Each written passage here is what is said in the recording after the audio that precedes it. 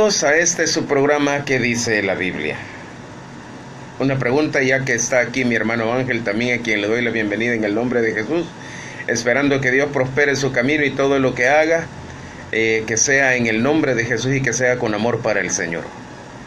Una pregunta, amado, ¿qué le está pasando a la iglesia? Porque estábamos hablando hace un momentito con mi hermano Ángel sobre la guerra espiritual. Yo le digo que la guerra espiritual es un hecho, no podemos evadir esa situación a la que nos estamos enfrentando en los últimos tiempos. Pero una cosa es que haya guerra espiritual y otra que nosotros la andemos buscando. Eso es totalmente equivocado.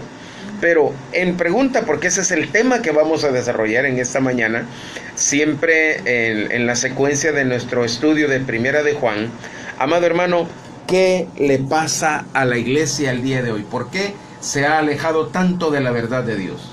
Pienso, estimado pastor, que se debe también a lo que decía el mismo apóstol Juan, solo que en el libro de Apocalipsis, en el mensaje a las iglesias, que tenemos en algún momento fama de estar vivos, pero nuestra vida realmente evidencia otra cosa. Así es. Eso es lo que yo opino acerca de lo que está sucediendo en la iglesia, y muchos están abandonando la fe en el único y verdadero Dios para consultar muchas cosas que pertenecen al reino de las tinieblas. Así es, hermano, y una opinión muy acertada de mi hermano, con lo cual yo concuerdo completamente, porque ahora estamos viendo, hermano, una proliferación de cultos de manera alarmante. Y ya no solamente los que tienen que ver con aquellos que tuercen la escritura, sino aquellos que se han desviado en la perversión, en el materialismo, que se han desviado en muchas cosas. Y pues ahora hasta los homosexuales tienen su propia Biblia, tienen sus propias iglesias, ministros bautistas homosexuales, hombres y mujeres. Los vemos en diferentes contextos, en diferentes denominaciones, presbiterianos, bautistas, pentecostales, iglesias completas que están abandonando la fe cristiana para ahora volver al catolicismo o caer en los errores del mormonismo, de los testigos de Jehová. Pero, ¿por qué viene a suceder esto? Porque sencillamente hemos dejado nuestro primer amor para con Dios. Hemos abandonado ese celo por vivir para Dios. Y en el estudio que estamos llevando en la primera epístola de Juan, saludos a mi hermana Mercy Alfaro, que el Señor le bendiga, buenos días. Dice en el capítulo 4, versículo 7, amados, amémonos unos a otros, porque el amor es de Dios. Todo aquel que ama es nacido de Dios y conoce a Dios. El que no ama no ha conocido a Dios, porque Dios es amor. En esto se mostró el amor de Dios para con nosotros, en que siendo aún pecadores, para con nosotros, en que Dios envió a su Hijo, ya estaba transliterando lo de Pablo, Dios envió a su Hijo al mundo para que vivamos por Él. En esto consiste el amor, no en que nosotros hayamos amado a Dios, sino en que Él nos amó a nosotros y envió a su Hijo en propiciación, en el sacrificio sustituto perfecto por nuestros pecados. Amados, si Dios nos ha amado así, debemos también nosotros amarnos unos a otros. Óigame, esta norma que el apóstol Juan nos está explicando aquí, está retomando las palabras de aquel mandamiento antiguo al que se refiere en el capítulo 2, que el Señor Jesucristo dejó en Juan capítulo 13, versículo 35, cuando dice, en esto conocerán todos que sois mis discípulos. No en que usted tenga al pastor más famoso, al líder más carismático, como sucede mucho en diferentes contextos ahora. No en que se tenga la iglesia más grande y más llena, no. En esto conocerán todos que sois mis discípulos, en que tuvierais amor los unos para con los otros. Y es triste ver cómo diariamente muchos pierden el tiempo. Hay una tremenda pugna. ¿Qué si los calvinistas? ¿Qué si los arminianos? ¿Qué si los arrianos? ¿Qué si los católicos? ¿Qué si los evangélicos? Ya basta, hermano. Porque en medio de esto está una cantidad de gente escuchando lo que estamos diciendo. ¿Cómo nos estamos haciendo pedazos entre nosotros? Ya hoy en la madrugada recibí 2 críticas directas, fuertes. de gente ignorante, y lo voy a decir, gente ignorante con toda propiedad.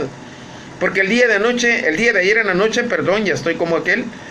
Ayer en la noche yo compartía un breve artículo que un buen hermano subió a la red, preguntando que si la Iglesia Católica es la gran ramera de Apocalipsis. Absolutamente no, señores.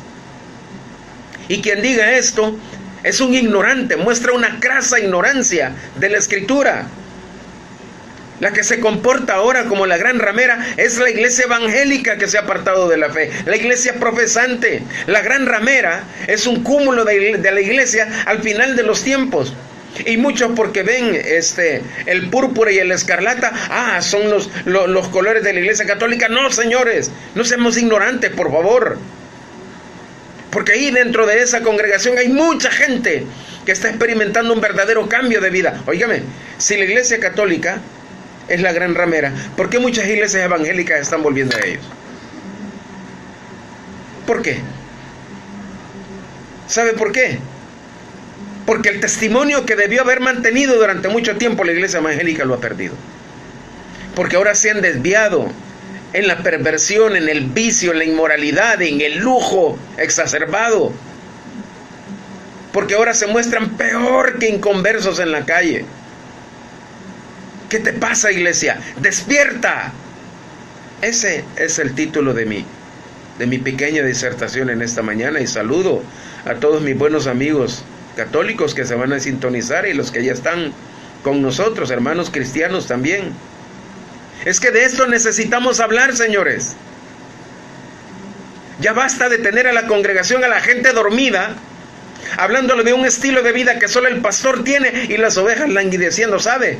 Ahora yo entiendo que la iglesia, Cristo encuentra a la iglesia tal como la encontró en su primera venida. Por ejemplo, allá en Mateo, el capítulo 4, hermano, comienza hablando Cristo de esta situación, y el primer llamado que les hace es al arrepentimiento, metanoia, cambio de mente, cambio de disposición de corazón.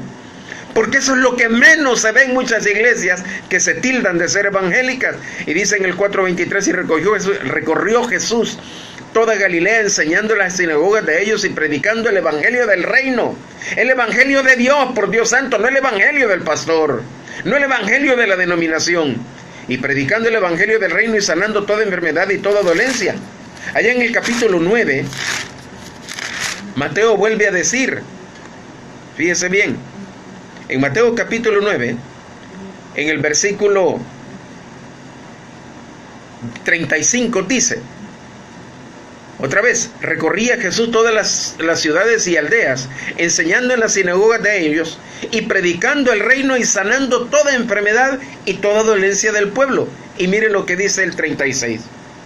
Porque según mi percepción personal, a la luz de la Escritura, esta es la situación de muchas iglesias el día de hoy. Y al ver las multitudes, al ver la iglesia, digo yo, tuvo compasión de ella. Aquella iglesia, aquel pueblo. Iglesia en el griego es eclesía, la congregación de los llamados fuera, aquel grupo de personas llamados del mundo para vivir y servir a Dios. Y al ver la iglesia tuvo compasión al ver las iglesias tuvo compasión de ellas. Es una aplicación muy personal, porque estaban desamparadas y dispersas como ovejas que no tienen pastor. ¿Qué pasa con esas iglesias que se llenaban? Y no voy a hablar de Estados Unidos, voy a hablar de aquí, de Sonsonate, de la zona occidental, señores. Iglesias que anteriormente estuvieron llenas hace mucho tiempo, y ahora poco a poco, están quedando vacías. Y al hablar con los pastores, al hablar con los hermanos, con los pastores, ellos no quieren hablar de esto. Me dice, es que si usted supiera, el pastor no deja su altanería, no deja su vulgaridad, no deja su inmoralidad, no deja su codicia, me dice. ¿Y qué ha pasado con todo esto? ¿Qué ha provocado? Que el amor de muchos se enfríe. Padre, te damos gracias en esta mañana y te pedimos que tú nos des sabiduría, nos des entendimiento, para que podamos comprender, Señor, que el propósito por el cual tú nos rescataste de la condenación eterna es para vivir para ti. Señor, que el día de hoy podamos aceptar el desafío de brillar como luminares en medio de una generación maligna y perversa, Señor, que languidece por el cáncer del pecado. Señor, que hoy podamos tomar el compromiso de vivir para ti, no para una denominación, no para un credo, no para una religión, vivir para ti, Señor. Bendice, Señor, a mi hermano Roque Jiménez, a su esposa. Sánalos, restaura totalmente su salud. A aquellos que están con padecimientos en su cuerpo, Señor, en el nombre de Jesús. Llega hasta ellos y sánalos, levántalos, Señor.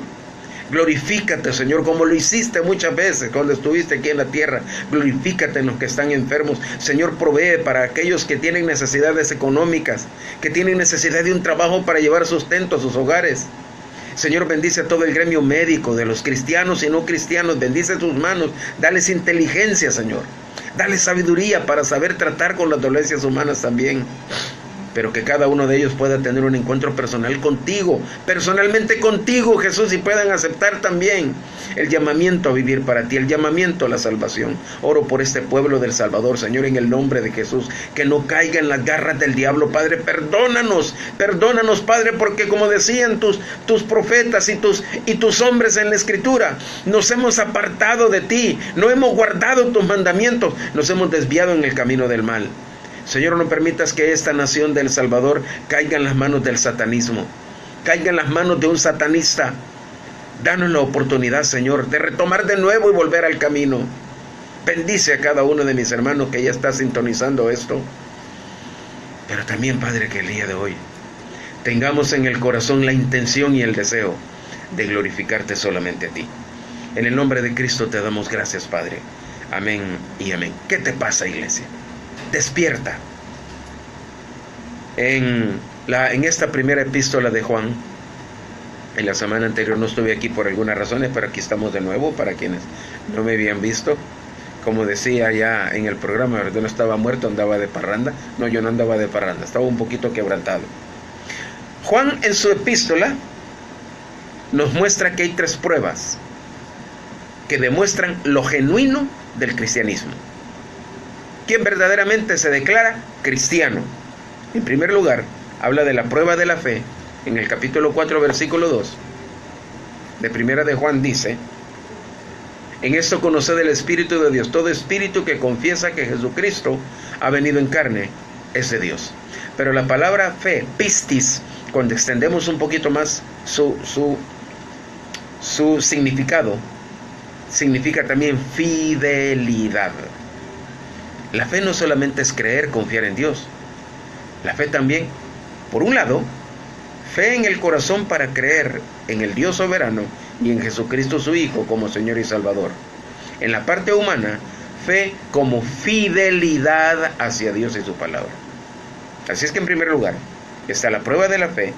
En segundo lugar, la prueba de la obediencia, de la que Juan ha hablado en el capítulo 2, versículo 3, cuando dice: y en esto sabemos que nosotros le conocemos si guardamos, si obedecemos sus mandamientos.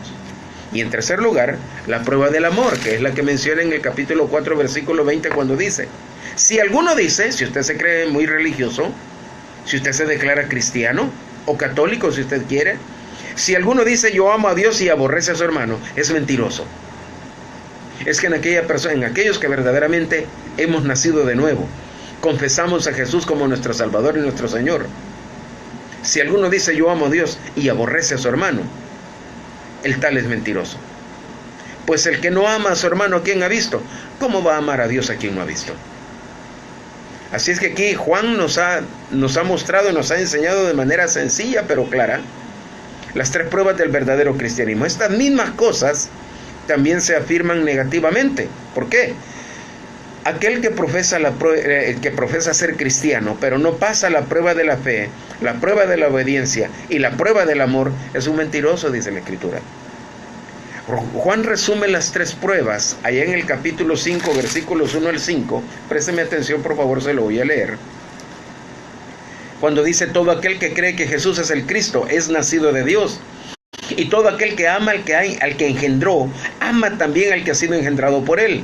En esto conocemos que amamos a los hijos de Dios, cuando amamos a Dios y guardamos sus mandamientos. La prueba de la fe, la prueba del amor, pues este es el amor de Dios, que guardemos sus mandamientos, y sus mandamientos no son gravosos, porque todo lo que es nacido de Dios vence al mundo, y esta es la victoria que ha vencido al mundo, nuestra fe. ¿Quién es el que vence al mundo? Sino el que cree, el que confiesa que Jesús es el Hijo de Dios. Juan resume estas 3 pruebas ahí, donde indica que una profesión de fe cristiana es falsa, a menos que se caracterice por una creencia verdadera, la obediencia a Dios y el amor fraternal. Eso es vigente en nuestros días, amados hermanos. La enseñanza del apóstol Juan, aquí en el capítulo 4 de la primera epístola, en los versículos 1 al 19, es clara. Lo que debe prevalecer y manifestarse en la vida del creyente es el amor de Dios que ha sido derramado en nuestros corazones por el Espíritu Santo que nos fue dado, dijo Pablo ya en su epístola a los Romanos. Vuelvo a lo mismo, hermano, nos hemos enfrascado en un pleito. Que calvinistas, que arrianos, que arminianos, que si los testigos de Jehová, que si los evangélicos, que si los católicos. Ya basta, señores. El mandamiento que Cristo nos dio en Marcos capítulo 16 es ir y predicar el evangelio a toda criatura, pero no el evangelio del pastor, no el evangelio de la denominación, sino el evangelio claro y sencillo, las buenas nuevas de salvación de las que habla la Escritura. ¿Cuáles buenas nuevas? Que por nuestro pecado vamos a la condenación eterna, que Jesucristo es la única respuesta, la única solución a nuestro pecado, pero una solución de carácter eterna. Que en Cristo obtenemos perdón, salvación, vida eterna, una nueva naturaleza, la realidad de ser nuevas criaturas en Cristo y la posibilidad de vivir una vida diferente. Esa es la verdad. Esto solo quiero saber de vosotros, dijo Cristo. Dijo Pablo, ¿recibisteis a Cristo por la fe o por las obras? No hay ninguna obra que nosotros podamos hacer que nos haga merecedores de la salvación. Es más, nuestras obras, por sublimes que sean, ya lo he dicho en otras oportunidades, Dios las considera como trapos inmundos, como trapos de inmundicia. La única obra perfecta y completa que Dios acepta es la del sacrificio de su Hijo en la cruz del Calvario, que tiene carácter perfecto, completo y eterno. ¿Qué le pasó? Y mire, es bien interesante que tanto las epístolas de Juan como la de Pedro, como la misma epístola a Efesios por parte del apóstol Pablo, se escribieron estas epístolas de Juan a un grupo de iglesias en Asia Menor. Al principio de la predicación del evangelio, el movimiento se concentraba en Jerusalén, pero luego, a partir del capítulo 8 del libro de los Hechos, cuando la iglesia es esparcida, dice que los discípulos iban predicando el evangelio por todas partes. Saludos a mi hermano Carlitos Tobar, Lorenita Derazo, que Dios le bendiga. Dice que los creyentes iban predicando el evangelio por todas partes. Pero de repente el apóstol Pablo, el último apóstol que Dios levanta en el libro de los Hechos, no hay más, y el último apóstol, la era apostólica terminó con Juan. Ahí se cerró el periodo apostólico, ahí se cerró el periodo de revelación. No hay más apóstoles, no hay más revelación. Los que se han levantado de aquí para acá son un montón de charlatanes que lo único que quieren es torcer la fe de la gente y aprovecharse de sus bienes. Eso lo tenemos claro en la Escritura, amado hermano. Y de repente pasó en la predicación del Evangelio de Jerusalén a Antioquía hasta que llega a Asia Menor. Y Éfeso, la ciudad de Éfeso, se vuelve un centro, un semillero misionero. ¿Qué le pasó a esa iglesia? Porque ya vamos a ver a continuación, y quizás en esto voy a tardar de aquí al próximo domingo. ¿Sabe qué le pasó? Lo que ha venido sucediendo por mucho tiempo en la iglesia hasta nuestros días. La iglesia se ha enfriado en su amor por Dios y en consecuencia para con sus semejantes, y se ha dejado arrastrar por la corriente de este mundo.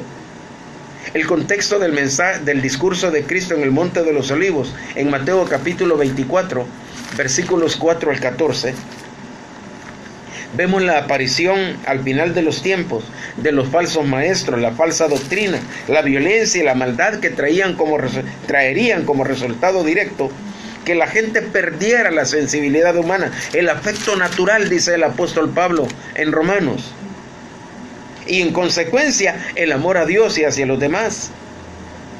La iglesia en Éfeso, que una vez floreció y creció hasta convertirse en un centro de influencia en la predicación, perdió el amor y su celo por Dios, hermano. Cristo allá, y quiero que vea cómo esto tiene tanta actualidad ahora. Cristo en ese pequeño discurso, y no fue una multitud. Se cree que no pasó de 5 el grupo de personas con los que discutió en el Monte de los Olivos. Muchos piensan que fue como en el Sermón del Monte. No, lea la Biblia, por favor. Ni me escuche a mí, lea la Biblia. Allá en Mateo 24:4, Cristo dijo, respondiendo Jesús les dijo, y voy a solamente tocar los enunciados de algunos versículos. Usted puede leer el pasaje completo. Pero en Mateo, en el versículo 4 dice, mirad que nadie os engañe. Que nadie lo engañe, hermano. Y si en mí usted escucha las palabras de un mentiroso, tiene todo el derecho de salirse de este programa en este momento. Tiene todo el derecho. No le crea absolutamente a nadie. Créale a Dios, porque la única verdad absoluta, inerrante e infalible de Dios está en la Escritura, no está en la boca de un hombre. Mirad que nadie os engañe. ¿Por qué dijo Cristo? Vendrán muchos en mi nombre diciendo yo soy el Cristo, y a muchos engañarán. Y engañarán, si fuera imposible, dijo Cristo, a los escogidos. Miren, ya se los he dicho antes, dijo. Aquí está en el discurso de Mateo 24. Yo soy el Cristo y a muchos engañarán. ¿Cuánta gente está cayendo engañada ante el mensaje de tanto charlatán, hipócrita, mentiroso, inmoral? Que salieron de la barranca, salieron de la calle, de ser vagos, y ahora andan en motos y en vehículos de 30, 40, 50 mil dólares. Yo quisiera ver si esa prosperidad en la que viven ellos, de la que tanto hablan del reino, si la congregación vive de igual manera también. ¿Y sabe lo que está pasando con la pérdida del amor dentro de la iglesia? Las iglesias están quedando vacías. Y son tan bobos estos siervitos, doctores, falsos doctores de la palabra, que no se dan cuenta que la gente se está yendo, no porque se las están yendo a sacar. Mucha gente se están yendo de las iglesias pseudoevangélicas, porque ya se dieron cuenta la clase de hipócrita inmoral que es la persona que tienen allá adelante en el púlpito, mal llamado pastor. A muchos los van a engañar, les dijo. Y oiréis de guerras y de rumores de guerra, versículo 6, versículo 7. Se levantará nación contra nación, etnos contra etnos. Entendamos lo que naciones aquí no son países, son grupos humanos. Las guerras ahorita dentro de los mismos países es entre etnias, es entre grupos de personas. Y aquí tenemos varias etnias en nuestro mismo país. Las pandillas, los grupos delincuenciales son etnias que necesitan ser alcanzadas con el mensaje del evangelio, que necesitan oír que en Jesús hay salvación, hay perdón, que sí es detestable todo lo que andan haciendo. Sí, nada menos el día de ayer una persona que anteriormente tuvo preeminencia dentro de nuestra asamblea legislativa dijo que antes de que termine el periodo hay que aprobar el aborto. ¿Qué le pasa? ¿Cómo es eso que el partido a la que ella pertenece tienen a un monseñor ahí en casa presidencial y ellos mismos son los que están promoviendo la ley para aprobar el aborto? Como que no se dan cuenta. ¿Y sabe por qué no se dan cuenta? Porque no creen en Dios. Y lo peor de todo, y creo que esa va a ser una prueba de fuego verdaderamente para este país, que viene un musulmán con toda su basura como amenaza a la primera silla de aquí de nuestro país. Y hay un montón de bobos ignorantes evangélicos apoyándolos y aullando por él. ¿Qué nos pasa, amados hermanos? Perdónenme, pero ya vino el agua bendita. Gracias a mi amado consiervo Ángel. Hermano, tenemos una amenaza inminente. Pero ¿qué es lo que Cristo estaba hablando? Lo que predomina el día de hoy en la actualidad. Se levantará nación contra nación y país contra país, reino contra reino. La palabra reino es basilea, que tiene que ver con dominio, tiene que ver con gobierno. Y todo esto será principio de dolores, dijo Jesús. Y os entregarán a tribulación, versículo 9, y os matarán y seréis aborrecidos de toda la gente por causa de mi nombre. Ojalá que yo le caiga mal a muchos, pero porque estoy hablando de la verdad de Dios. Ese hombre no sabe lo que ha sido. Ese hombre tiene toda la razón si usted quiere hablar de mi pasado. Pero todo mi pasado, gracias a Dios, quedó lavado de una vez y para siempre en la cruz del Calvario por el sacrificio de Cristo. Procuro cada día ser guiado por Dios y cambiar mi manera de vivir. Y tratar de apropiar un poquito ese nuevo hombre que debe de crecer dentro de cada persona que se dice cristiana y ha nacido de nuevo. Os aborrecerán a todos por causa de mi nombre. Muchos tropezarán y se entregarán unos a otros y se aborrecerán. Lo que más predomina en las iglesias ahora no es el amor de Dios, es el odio denominacional. Es el rechazo, amados hermanos. Y como no hay gente santa, no hay gente con una conducta y un carácter que glorifique a Dios, hasta inconversos están dentro de las directivas de las iglesias cristianas. No me estoy inventando nada, esa es una realidad. Muchos tropezarán y se entregarán unos a otros, y unos a otros se aborrecerán, y muchos falsos profetas se levantarán y engañarán a muchos. Y aquí venimos al versículo 12. Y por haberse multiplicado la maldad, el amor de muchos se enfriará. Y por ahí viene el versículo que muchos tuercen totalmente para decir que la salvación se pierde. Y no se dan cuenta que Cristo está dando este discurso dentro de un contexto al final de los tiempos, y más específicamente de la tribulación. Pero esa es harina de otro costal. Y dice el versículo 14, y será predicado este evangelio, dijo Cristo, el evangelio de Cristo. Mas si aún nosotros, o un ángel del cielo, dijo Pablo en la epístola a los Gálatas, os anunciar evangelio diferente del que os hemos anunciado, sea maldito, sea anatema.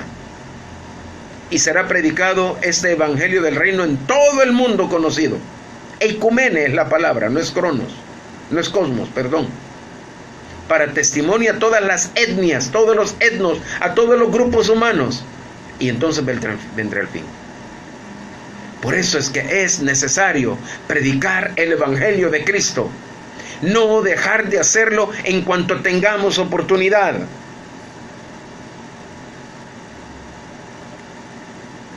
En ese contexto fue que encontramos a la iglesia de Éfeso.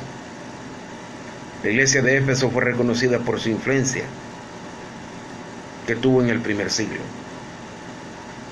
Se nos ha olvidado cómo se presenta Cristo en Apocalipsis, que Él es el Señor de la iglesia. No es usted, pastor. Usted no es el dueño de la iglesia, ni sus hijos ni su familia. ¿Por qué ha decaído su iglesia, pastor? Porque usted es un codicioso.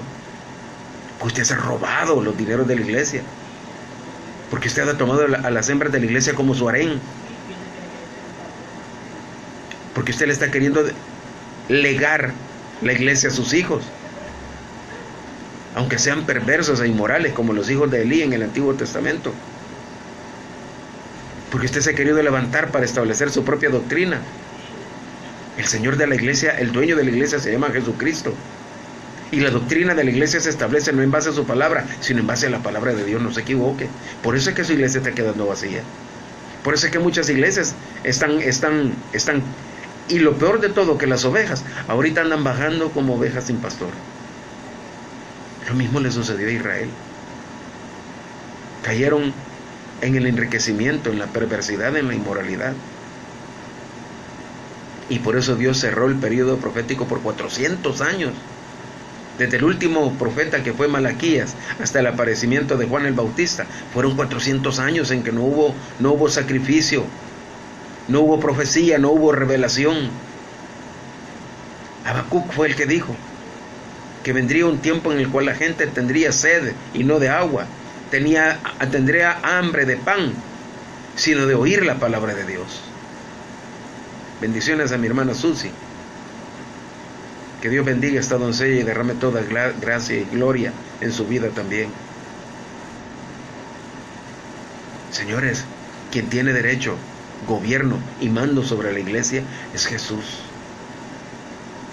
Las iglesias se apartan de la fe porque sus pastores se apartan de la fe genuina en Dios. Como le digo, tantos hombres que comenzaron de manera muy sencilla cuando entraron al ministerio y ahora viven con un lujo exagerado. Las iglesias, por favor, si usted todavía permanece en su iglesia, ore por su pastor. Muchos cometieron el error de irse de la iglesia. Es que con él no se puede hablar, me dicen muchos. Ya no hable con él. Hable con Dios.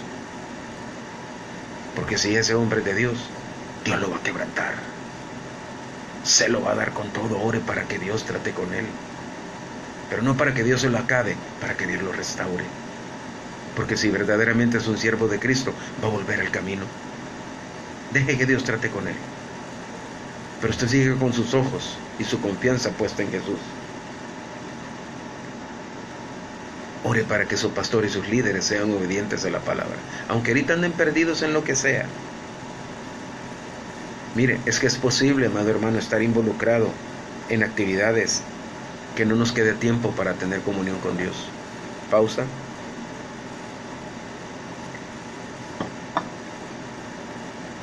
La iglesia de Éfeso, como la de hoy, debe tomar tiempo para examinarse a sí misma. Eso es lo que Dios nos manda a cada creyente. Allá en 1 Corintios capítulo 11, versículo 31, cuando celebramos el tiempo de la cena del Señor, Pablo da esa enseñanza, no tanto para establecer una manera clara, un mandamiento, sino para corregir el error que había en la iglesia de Corinto. En el versículo 31 dice: si pues nos examinásemos a nosotros mismos, no seríamos juzgados. Y mire qué interesante, el versículo 28 dice: por tanto, pruébese cada uno a sí mismo, y coma así del pan y beba de la copa, echando combustible. Sí, claro, aquí recargando baterías. ¿Sabe lo que dice el capítulo 16, versículo 13 de aquí de Corintios? Velad, cuide su vida, cuide sus pastores, cuide su iglesia. Estad firmes en la fe de Dios, en su palabra y en su fidelidad para con Cristo. El que piensa estar firme, cuide que no caiga, mire que no caiga, cuide sus pasos. Y sus pasos son sus decisiones, sus palabras. Todo lo que andamos haciendo, diciendo y pensando durante el día, de eso debemos de cuidar. Dejemos de meternos en la vida de otros, señores. Cuidemos de nuestra propia vida. Estad firmes en la fe, portaos varonilmente. Dejemos de portarnos como cobardes, hombre, echándole la culpa a otros. Aceptemos nuestra propia responsabilidad. No critiquemos a Adán en el huerto de Edén. Veámonos hacia adentro, introspectivamente, cada uno de nosotros. Portaos varonilmente y esforzaos. En lo que haya que meterle ganas ahora, hay que hacerlo. Todas vuestras cosas sean hechas con amor. Pablo, un elemento que no deja de fuera en todas sus epístolas, es el amor a Dios. La iglesia en Éfeso, tal como tal como Juan lo expone en Apocalipsis, en el capítulo 2 y el versículo 3. La iglesia de Éfeso había sido una iglesia que había mostrado obras y un arduo trabajo. Había tenido paciencia. Dice que era una iglesia que no podía soportar a los malos. Y nosotros debemos de estar siempre, no con espíritu crítico, pero debemos de rechazar todo aquello que sea malo dentro de la iglesia y en nuestras vidas. Alguien dijo que el mal prolifera, los malos prosperan cuando los que saben hacer lo bueno no dicen ni hacen nada. Pero a pesar de todo, dice que la iglesia en Éfeso detectaron y rechazaron a los falsos. No puedes tolerar a los falsos, les dijo. Si usted quiere verlo conmigo allí en Apocalipsis, en el capítulo 2, es la primera carta a la que se refiere Juan. Yo conozco tus obras y tu arduo trabajo y tu paciencia, y que no puedes soportar a los malos. Y has probado a los que son apóstoles. ¿Y qué dice? Y no lo son, y los has hallado mentirosos. Porque se ha levantado una élite de charlatanes, doctores de la palabra y apóstoles, que de lo que menos hablan es del señorío de Cristo. Hablan del reino, pero de su reino, no del reino de Dios. Los has hallado mentirosos. Y mire lo que dice: porque no desmayaron a pesar de sus sufrimientos, y has sufrido y has tenido paciencia y has trabajado arduamente por amor de mi nombre, y no has desmayado. No, hay muchos, ese remanente. Hay remanentes dentro de la iglesia que a pesar de todo no han desmayado, y allí están. ¡Qué bueno! Pero tengo contra ti, dice, que has dejado tu primer amor. Y muchos podemos recordar, y Dios le dice allá en Jeremías capítulo 2 al pueblo de Israel: me acuerdo de tu desposorio, de la fidelidad de tu juventud, de cuando andabas conmigo en pos de mí en el desierto, le digo. todo lo que te pasaba. Decías que Dios se me encargara y lo estoy parafraseando. Asimismo hay emoción para el nuevo creyente. Se llena de entusiasmo, tiene un gran amor por Dios. Todos pasamos por eso en determinado momento. Pero le dicen dejado de hacer las primeras obras. Y la palabra dejado significa abandonar. Y óigame, es más que dejar su amor enfriar. Es que dejaron de amar a Dios. Se puede reemplazar el amor para Dios por amor para los demás creyentes. La coinonía se vuelve coinonitis. Se puede reemplazar el amor a Dios por el amor a las cosas y los placeres de este mundo. Recuerde que Juan fue el que dijo aquí en esta epístola, en el capítulo 2, versículos 15 al 17, no améis al mundo ni las cosas que están en el mundo. Si alguno ama al mundo como sistema integral de cosas, el amor del Padre no está en él. Porque todo lo que hay en el mundo, lo que nosotros vemos, los deseos de la carne, los deseos de los ojos y la vanagloria de la vida, tiene que ver con todo aquello en la cual el hombre puede apelar o disfrutar. No proviene del Padre, sino del mundo. Y el mundo pasa y sus deseos. Todo esto se va a terminar. Nada hemos traído a este mundo, dijo el apóstol Pablo, y nada vamos a sacar. Muchos sacrifican sus vidas por obtener todo lo que pueden en este mundo. ¿Se recuerda aquel rico del cual Cristo habló en Lucas? Aquel hombre que había prosperado y dijo, la cosecha ha estado buena, voy a hacer más grandes mis graneros, me voy a extender. Y diré, alma mía, repósate. ¿Tienes bienes? Repósate. Sin embargo, oír a alguien y le dijo, necio, esta noche vienen a pedir tu alma. Y todo lo que has acumulado, ¿de quién va a ser? ¿De qué sirve acumular toda la riqueza, la fama y el prestigio del mundo? Nada de eso nos vamos a llevar. Lo que muchos se van a dejar es el mal recuerdo de haber maltratado, de haber extorsionado, de haber estafado y de haber defraudado a muchas personas.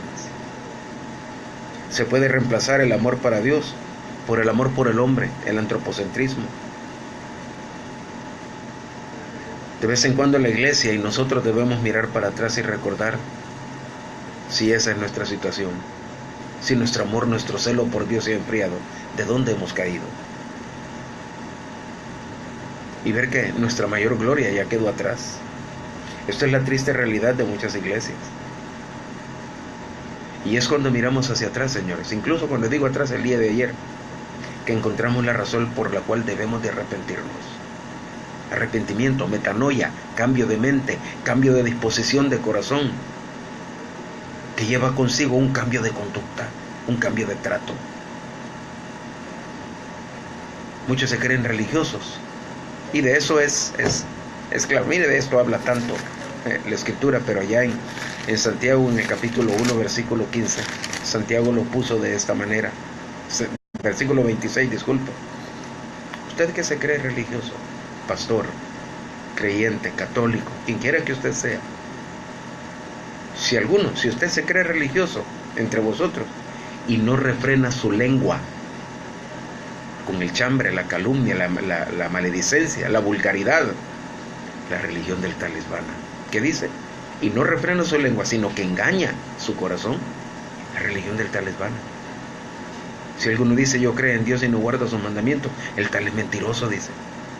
Si alguno dice que ama a Dios y aborrece a su hermano, es un mentiroso. No, si estamos, mire, y aquí no, si usted lo puede leer despacito, en cualquier versión que usted quiera. Si nuestra vida no manifiesta un verdadero cambio delante de la presencia de Dios, que se manifiesta para con la gente, no pasamos de ser mentirosos y nos engañamos a nosotros mismos. Por eso es que el apóstol Pablo, cuando escribía su epístola a los romanos, y si usted tiene una Biblia, váyase por favor a Romanos capítulo 13, versículo 11.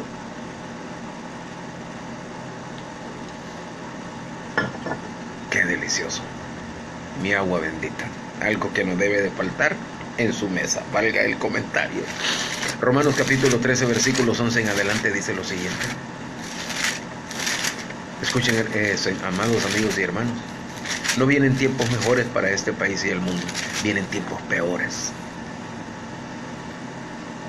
Principalmente aquí en El Salvador. Y hablo de mi tierra. La iglesia cristiana evangélica ha perdido poder, ha perdido influencia. Porque se ha llenado de un montón, las iglesias se han llenado evangélicas, no sé las demás. Se han llenado de cristianos inconversos. Porque el evangelio que se predica es un evangelio prostituido, es el evangelio denominacional, es el evangelio pastoral, pero no el evangelio de Cristo. Un evangelio prostituido en el cual se engendran. Tuvo razón alguien que gritó, ladró hace como 3 años, que llamó parteras inútiles a la misma gente que él había preparado, porque obligan o fuerzan a la gente a repetir esa oración de fe, y lo que engendran son cristianos inconversos, gente que repitió una oración de fe pero nunca cambió su manera de vivir. Ahí en el libro de los Hechos en Pentecostés, cuando oyeron aquella palabra de Pedro, aquel que un día había negado a Cristo, aquel que blasfemó, sí, ese soy yo. Lo oyeron predicar con poder.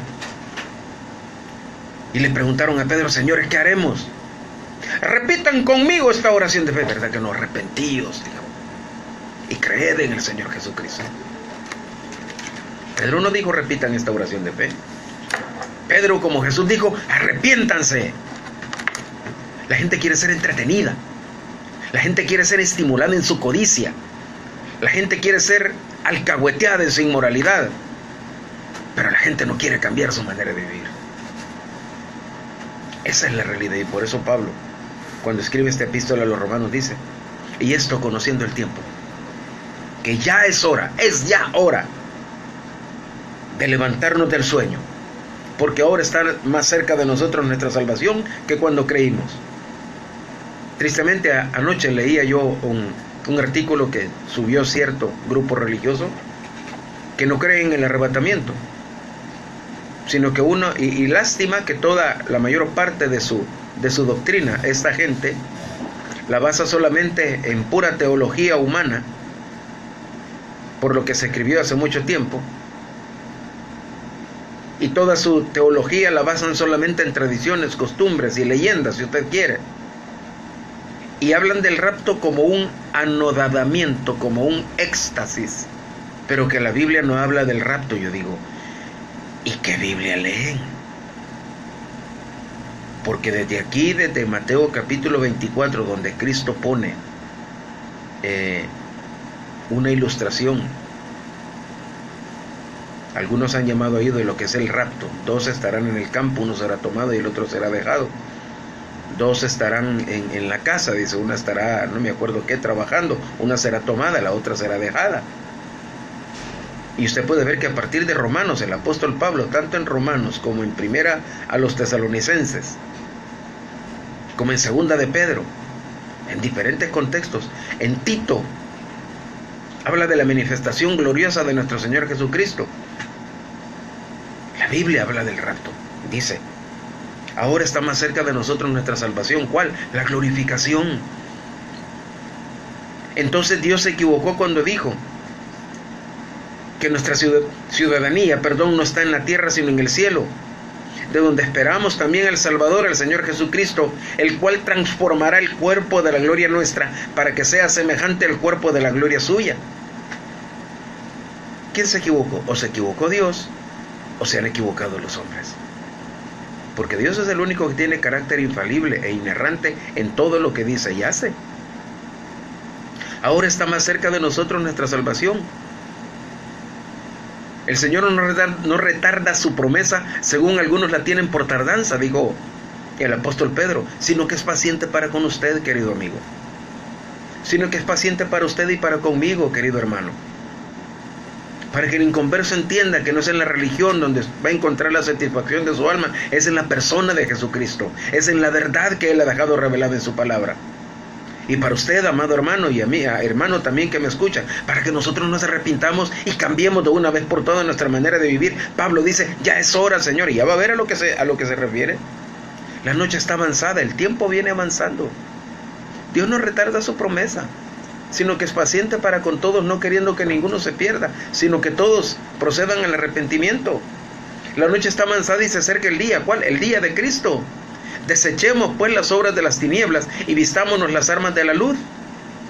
Andemos como de día. ¿Sabe por qué se caracteriza un verdadero creyente? Un verdadero hijo de Dios. Y pongo el desafío a cualquiera de los que me está viendo y los que va a escuchar este mensaje. Le pongo un desafío, no el mío, el que nos pone la Escritura. Andemos como de día, a la luz del sol, sin esconder nada, honestamente, viviendo nuestra realidad. Aprovechando bien el tiempo, dijo Pablo a los Efesios, porque los días son malos. No seamos por tanto insensatos, les dijo, sino entendidos cuál sea la voluntad de Dios. Y es a los Efesios en el capítulo 5, versículo 14, donde dice: despiértate tú que duermes en tu religión, en tu comodidad, en tu prosperidad, en tu inmoralidad. Despiértate tú que duermes y te alumbrará Cristo. Porque eso es lo que sucede en muchas congregaciones. Están dormidos con el discurso de una persona, pero no avivados con el mensaje de la palabra de Dios. Andemos como de día, honestamente. ¿Cómo? No en glotonerías y borracheras, no en lujurias, en la perversión sexual y lascivia. ¿Sabe qué es lascivia? Desvergüenza, que es lo que más caracteriza a la iglesia evangélica hoy. Ya no se esconden para pecar. Con uniforme se van de la iglesia a los moteles. El pastor anda con las servidoras y ¿quién le va a decir algo? Por eso se está yendo la gente. Lujurias y lascivias, desvergüenza, contiendas y envidia, sino vestidos del Señor Jesucristo. Y no le den lugar, no proveáis para los deseos de la carne. Ya es hora, dice Pablo a los Efesios, y vuelvo a los Efesios. Efesios capítulo 4, versículo 17. Miren, en la epístola a los Efesios, en lo que nos va quedando de tiempo, que todavía es un buen rato. Saludos a los que se vienen incorporando. En Efesios, hermano, esa carta es preciosa, es uno de los tratados de eclesiología, de doctrina para la iglesia, más completos que Dios nos ha dejado en el Nuevo Testamento. Fíjese, solamente para recordar. Efesios establece cuál es nuestra posición como hijos de Dios delante del cielo. Bendito sea el Dios y Padre, que nos bendijo con toda bendición espiritual en los lugares celestiales en Cristo Jesús.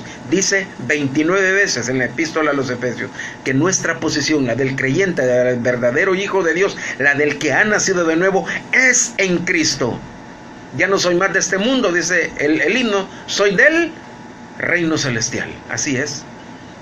Aunque estamos aquí en la tierra, Cristo cuando oró por sus discípulos dijo: Señor, están en el mundo, pero no son del mundo.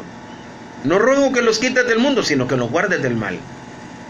Nosotros vivimos con nuestros pies en la tierra, pero dependiendo con un corazón puesto en el Señor, con los pies en la tierra y el corazón puesto en el cielo, dependiendo de Dios, cada día. A los Efesios les dijo, allá en Romanos dice, ya es hora. Mire cómo dice aquí. Y este es un llamado para creyentes, porque ahí dice cuál es nuestra posición en Cristo. Dice que fuimos escogidos para ser adoptados hijos suyos.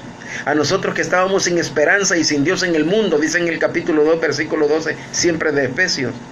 En amor, habiéndonos predestinado para ser adoptados hijos suyos por medio de Jesucristo, según el puro afecto de su voluntad, porque Dios le plugo, porque Dios quiso, vaya.